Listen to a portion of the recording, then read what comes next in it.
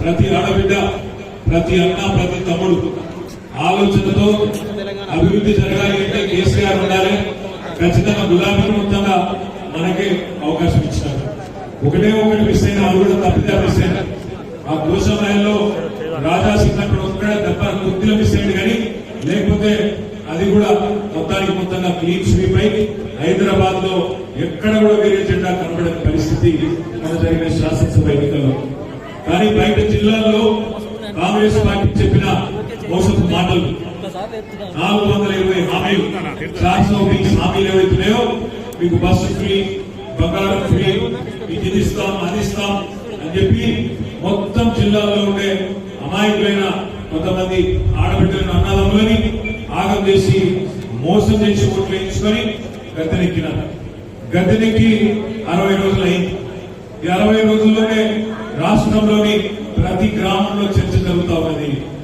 ఈ 60 రోజుల కంటే ముందు ప్రభుత్వం ఎట్లుండే, ముందు పరిస్థితి ఎట్లుండే, ఇవాళ ఎట్లా ఉన్నదో ప్రతి గ్రామంలో చర్చ జరుగుతా ఉన్నది.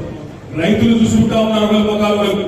అయ్యో ఎంత పని చేస్తుంది కేసీఆర్ గారు ఉన్నప్పుడు వారం 10 రోజుల లోపల మన ఫోన్లన్నీ టింగు మనం మోగుతుంటే 7,600 కోట్ల రూపాయలు మన 70 లక్షల మంది రైతుల ఖాతాల్లో రైతు బంధు పడుతుండే. కానీ ఈ ప్రభుత్వం వచ్చినాక 60 రోజులైంది. 10,000 కాదు 15,000 ఇస్తామన్నారు.